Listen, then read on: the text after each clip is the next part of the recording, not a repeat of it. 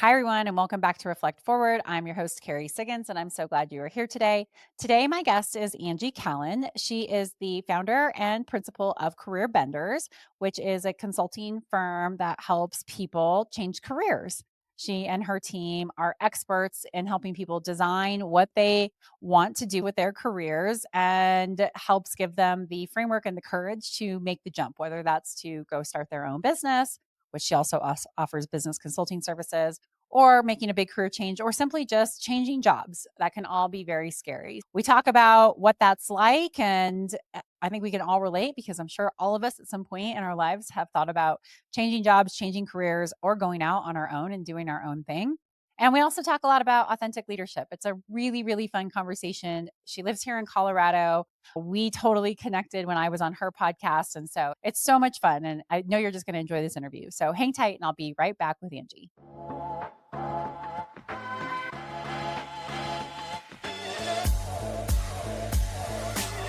Hi, everyone. I am back with Angie Callen, who is the founder of Career Benders. And I cannot wait to dive into so much good stuff today with you. We are kindred souls living here in Colorado and loving leadership and helping others. So, welcome to the show. I'm so glad you're here.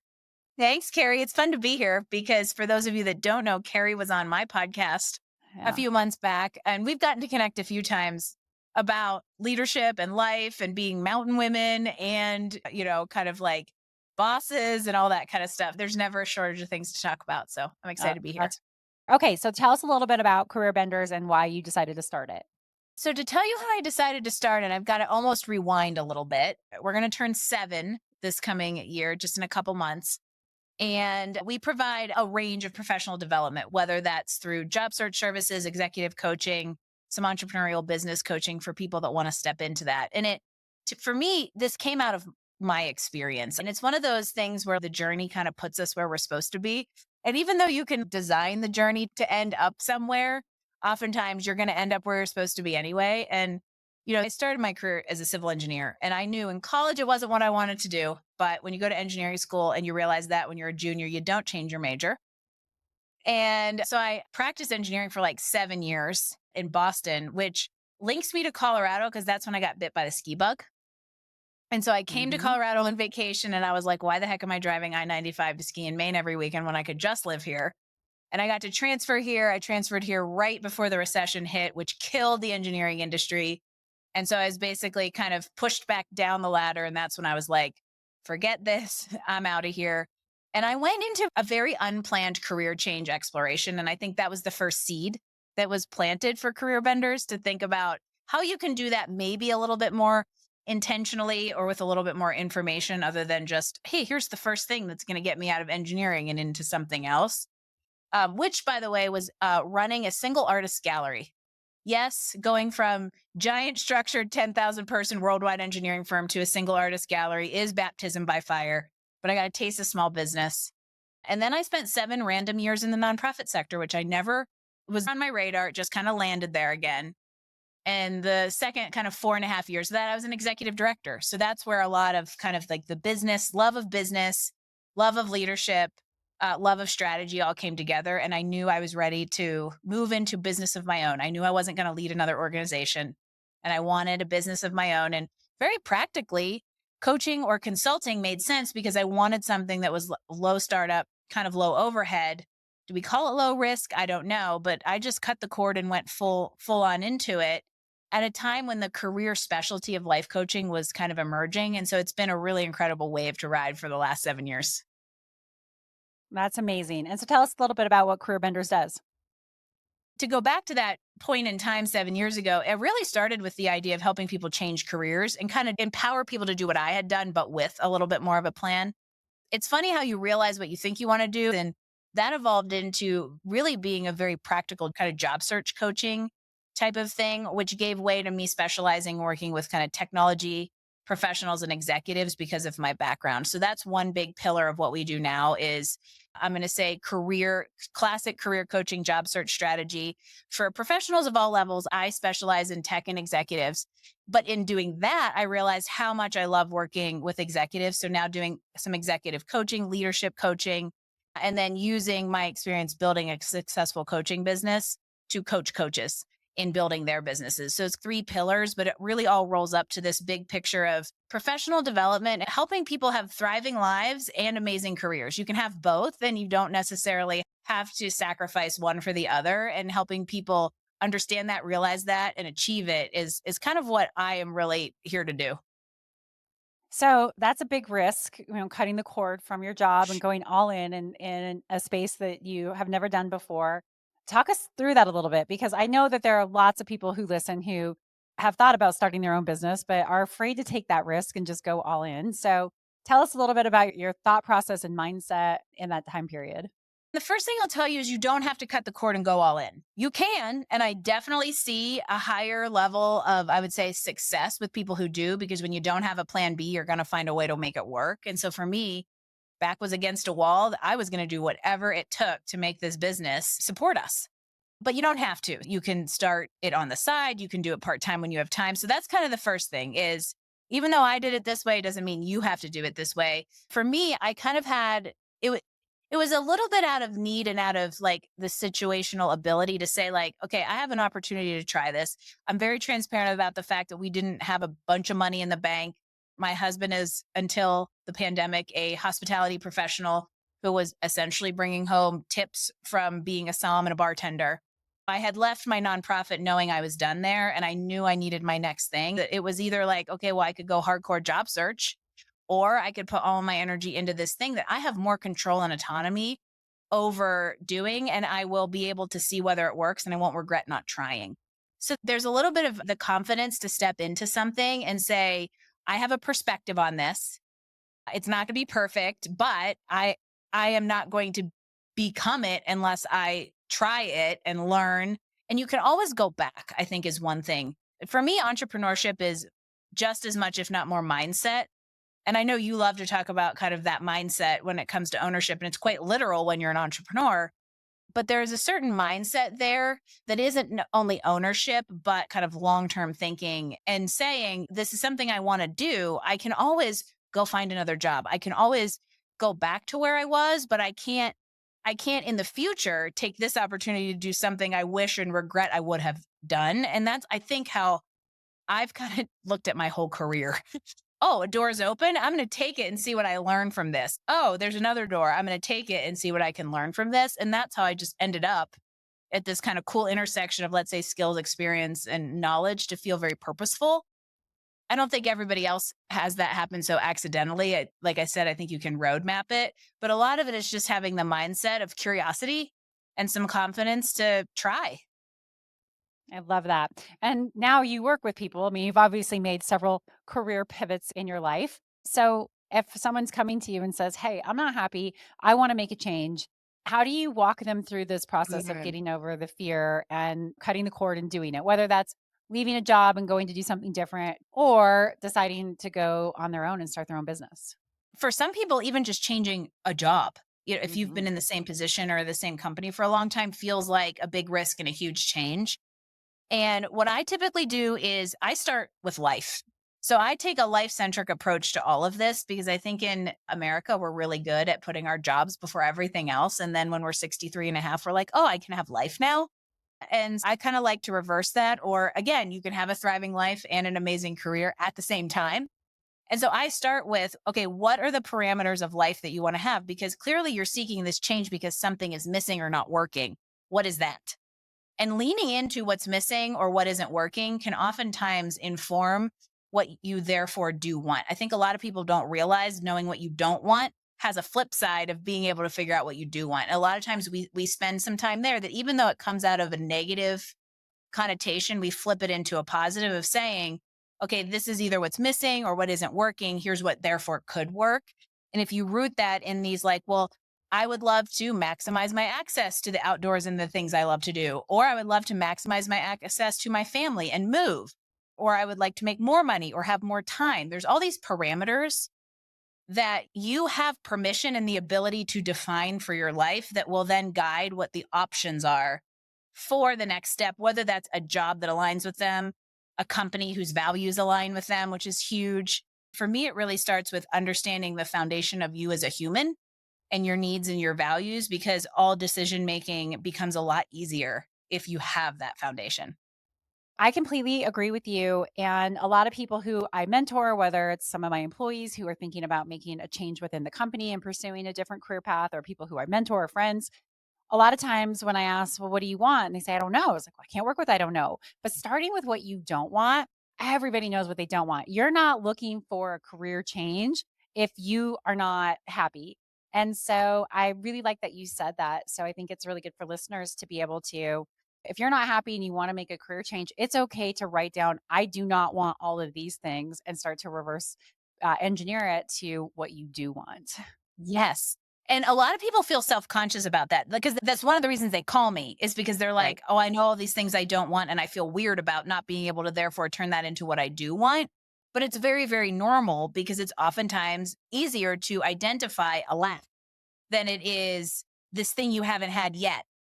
And one of the things I think is really important as you step into all of this exploration, or as you go forward through a change, is that if you want change, you have to be willing to change.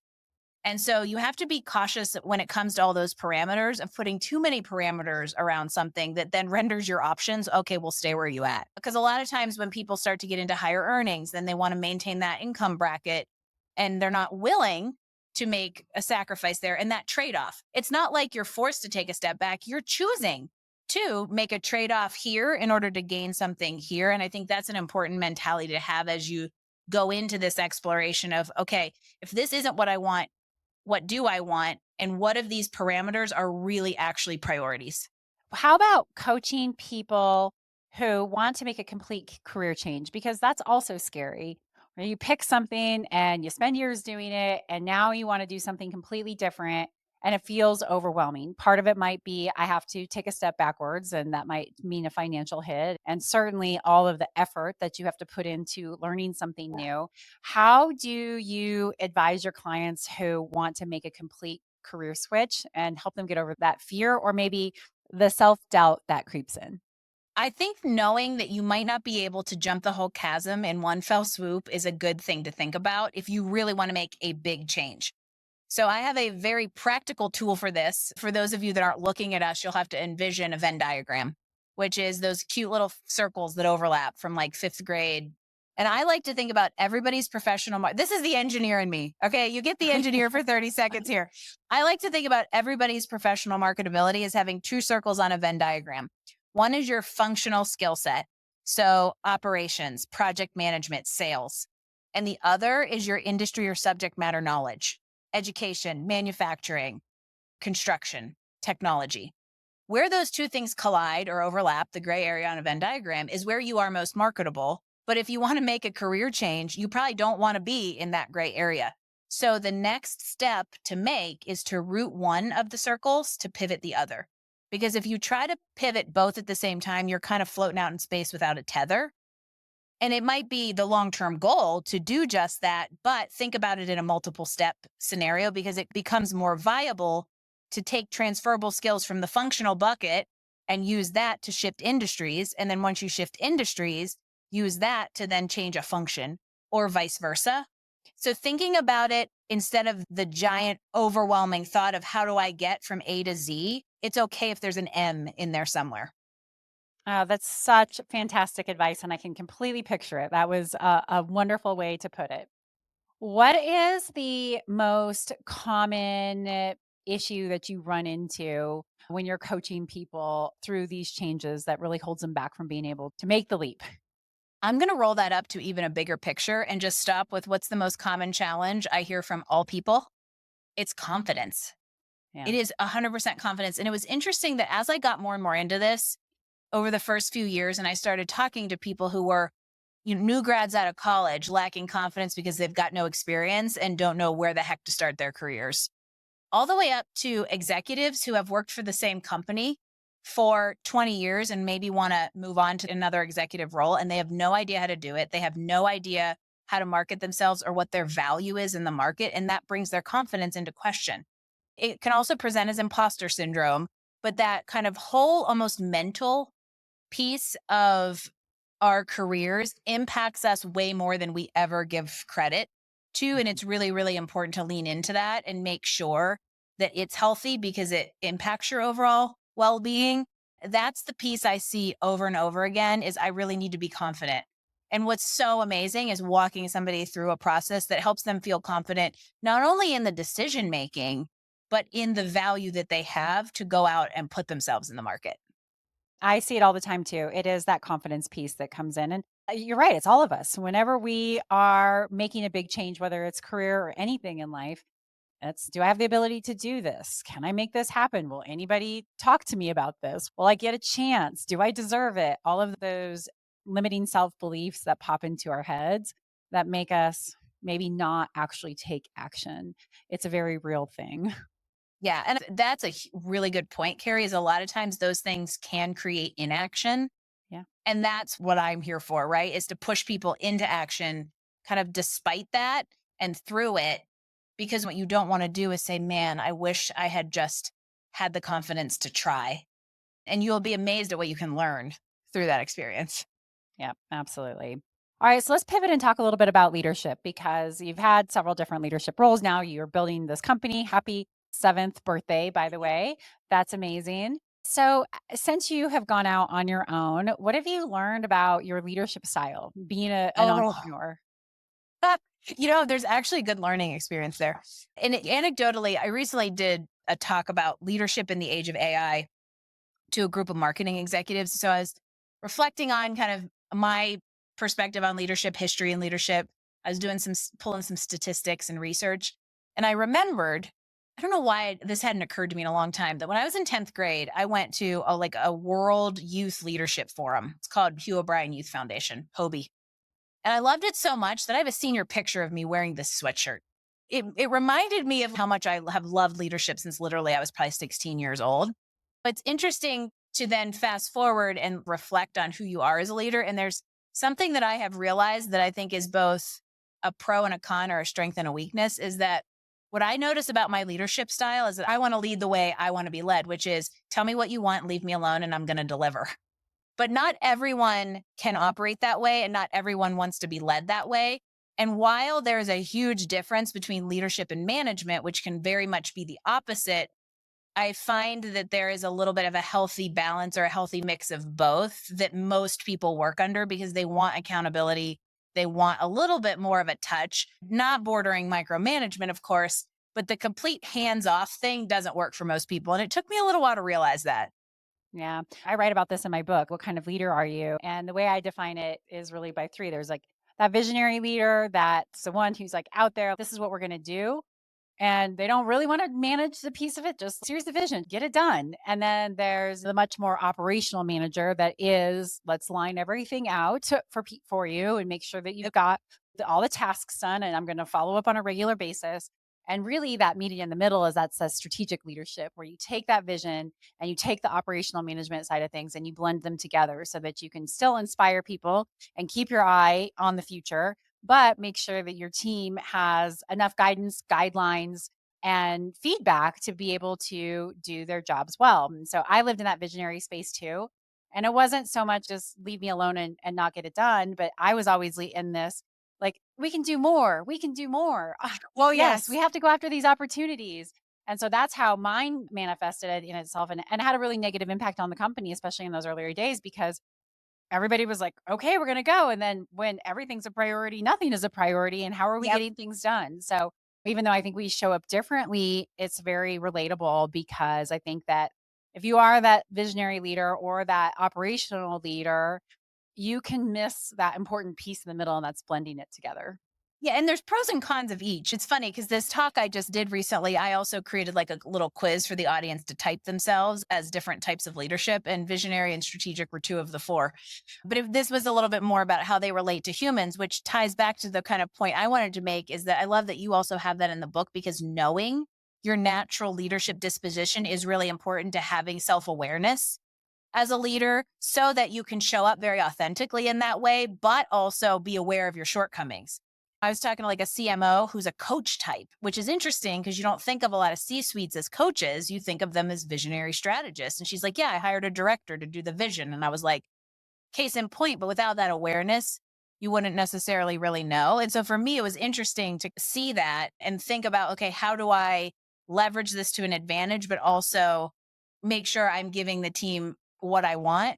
Because I did this same thing, Carrie. There was like a year where I was like, I have an idea, let's do it. I have an idea, let's do it. Like classic entrepreneurial idea, implement, idea, implement. And we follow the EOS, the traction system here. And I remember one quarter, the team said to me, Angie, can our quarterly goal be to do nothing new? And I was like, yes, yes, it can. And it was a big challenge for me to not be like, hey guys, I have an idea. I just had to not. And it was training for me. I understand. I did this too. And there's two things that we implemented. First, is this an idea or a plan? Because I got to the point where I was just, okay, let me just ideate with you here. But because my team had been so used to taking action that they would take action. And I was like, no, we don't have to take action on it. I just want to get the idea out there and we can write it down, decide if it's a good one, and we can do it later. Because I was trying to be more patient about implementing these new ideas, but I still had to get them out of my head. Like, Yes. is this an idea or a plan? And then the other thing that I had to do is figure out different ways to be able to express that creativity and drive. Like, I realized I'm not going to change who I am, but the company doesn't have to take the brunt Ah, of my intensity, my drive, and my ideas. And so that's when I started speaking and writing my book. And I could have this place to do these different things and knock the edge off a little bit. So a lot of times people ask me, why do you do that? Why do you speak? Why do you write? Why do you do all these things? Shouldn't you just focus on Stone Age? I was like, if I just focused on Stone Age, I I would drive have my no team nuts because I have all of this creativity that needs to come out. And it doesn't have to be always driving some new initiative forward. As long as I have a place to be able to express my ideas and write them down and get feedback on them, then I'm in a happy place. But I had to learn that about myself. So yeah. all of those things are just a way for me to be able to function effectively as a leader while still being authentic to who I am. And some of that ties back to what we were talking about with career change, because it's also important to apply that to life and fulfillment. You know, I've worked with clients who put all 110% of life's meaning and worth and their value into a job. And it is setting yourself up for failure because nothing is going to fill all of your buckets. But once you distribute it across several different areas, volunteer, mentor people, outdoor activities, whatever it is, it all of a sudden starts to, you can get 60% of it at work and 40% of it somewhere else. So I think that that's interesting that I've seen that just even in life. Now I know why we get along. Well, there's lots of reasons we get along, but I am similarly intense as I have been defined by my husband, who I'm pretty sure, and Carrie can laugh because she's met him, has an automatic off switch anytime the following words come out of my mouth. Hey, honey, I have an idea. Oh, that's his protection mechanism. Yeah. God bless the men who married us. Oh, that's too funny. I love it. I love it. Uh, Well, something that's come up here quite a bit is authenticity. And I know that that's something that you're passionate about. And of course, that you coach people on because we only can feel happy in our lives and fulfilled in our lives if we get to show up as our authentic selves. So, how does authenticity land for you as an entrepreneur and as a leader? I have a hard time answering that question because don't know how to be anything but me. Unapologetically so, but not in like a brash way. I just know how to be me and I know how to have opinions, deliver them directly but tactfully, and lovingly challenge people. And it's interesting that this is not only shown up here, but it's a recurring theme I'm coming across in a lot of different areas from leadership down to how you package yourself as a professional. Because I think authentic humanism is going to become increasingly more important as we move further into this digital age, as AI comes into play. And we're more disconnected as a society than we've ever been, even though there's the illusion of connection. And it's because a lot of that connection is via media platforms where authenticity isn't there because we can put whatever we want out there. We can make our lives look perfect.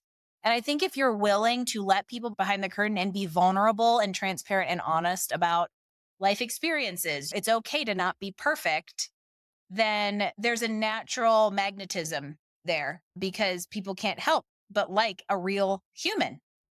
And I will add one practical piece that's shown up for me really specifically in how I create content and put stories out there. Because for a while, I tried to use LinkedIn a ton, follow me, shameless plug. And there's tons of career coaches on there, and a lot of them do long form, research based, super knowledge heavy articles, which is what LinkedIn says you should post. For me, when I put my authentic self out there, the life that we have in the mountains and what I can learn trying to figure out how to mountain bike at age 42.8, that's what resonates with people. And so I just decided to step in and own what people clearly wanted from me. And that I think is how authenticity really starts to show up in your unique way, because you can just be yourself and people will like you for it and like what they can learn from that. I've been practicing and teaching quite a bit this idea of authenticity with accountability. And so I think it's really important for you to, one, be yourself. If you are shape shifting, which I know a lot about because that's what I did from the time I was a child until my overdose, as I was constantly trying to be what I thought people needed me to be. So even though I had a lot of authenticity because I have a big personality, I was always making sure that I was doing what I thought other people would It's like. almost like there was a mask over, right? Yeah, it led me to a really dark place. Yeah. And then I think the pendulum swung me a little bit where it's like, okay, well, I'm just going to be myself because I am so tired of wearing this mask. And I think that I didn't always understand the impact that I had on others. And the sweet spot is having that accountability of saying, I want to be myself, but I also know that to have effective relationships that I just can't spew my personality on everybody or my problems on everyone. I have to have accountability for how I'm showing up Yeah. authentically. I can't just constantly be complaining to my coworkers about how miserable I was back in my job when I was in my 20s. And I really think that that's such an important aspect is that we can't just unload all of our emotional baggage in the Yeah. name of being authentic. We really do have to deliver the message directly, but in a kind and helpful way. Yeah. I can be myself unapologetically, but not be obnoxious and turn people off. And I think that's balance. And so I really like that combination of authenticity with accountability because we have to make sure Yeah. that we are building those relationships and respecting other people's boundaries appropriately. And to take that kind of like one step further, and maybe reframe it, is you are yourself, but you're showing up in a way that relates to how someone else shows up. And Yeah. that's different than putting on a mask and trying to be what they want you to be, but it's being yourself in context and having the accountability, the knowledge and wherewithal and self awareness and the emotional intelligence to say, this is how my authentic self needs to show up for this person. For example, I can be a freight train. I know I could be a freight train. I have a lot of personality inside of me. I work with a lot of introverts because I Mhm. work with a lot of engineers, and I know I have to show up for them a little bit more reserved and a little bit slower just because, ENTJ Angie would make minds explode. And so that's what it is. And it's not me not being me, it's being me in a way that's appropriate for my audience. Yeah, and it comes full circle to you understanding that this is the kind of leader I am. I want people just to give me work and let me run, but I realize I can't be that kind of leader for Yep. everyone on my team. That is the kind of self-awareness that leaders have to have if you want Yeah. to be exceptional, if you want people to follow you to the ends of the earth and back. It all comes down to understanding yourself and understanding the impact that you have on others and caring enough to say, I Yeah. want your experience with me to be really positive. I know I have to be able to modify myself authentically, but appropriately to be able to inspire the best in you. And so that's what exceptional leadership is all about. Okay, I'm going to throw out a stat to close that whole piece because Yes. this will just r- drive it home for you. One of the stats I pulled while I was putting together this presentation was that 64% of employees would trust a robot over their manager. I think I stared at my computer screen just agape for like 5 minutes at this statistic. But what Carrie and I are talking about is exactly how you avoid it. If you want to go to toe with a robot and know you're going to win, stepping into who you naturally are and knowing how to make that relatable to your audience is exactly how you avoid it. Be a human. I love it. All right. As we wrap things up, I want to ask you my signature question because that's just like a mic drop moment right there. So we got to end on Hey, that. All right. So the name of this podcast is Reflect Forward. What does Reflect Forward mean to you? to me, it means knowing that past experiences are not failures. They are experiences that inform the future. And we wouldn't be where we are today if we hadn't had them. I love that. Great answer. How Thank can people find you? Obviously, you're on LinkedIn. I'll include Yeah. that in the show notes. But if they're interested in your coaching services, whether that's from a career perspective or from a business perspective, where do they go?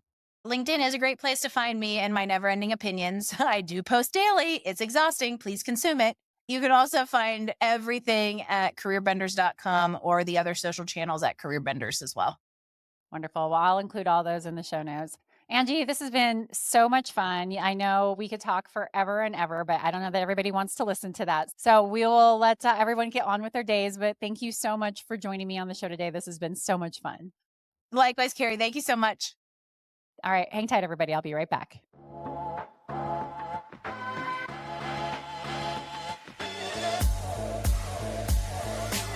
All right, everyone. I hope you enjoyed that fun interview. Please be sure to check out her LinkedIn. She does a lot of fantastic content, gives you all kinds of ideas on how to be happier in your career. All right, with that, I will leave you to your day. I hope it's a fantastic one. And if you like this podcast, please subscribe to it on YouTube, write a review, subscribe on your favorite podcast platform, and share it with a friend so that we get all these really cool stories out there. We'll see you next week. Take care.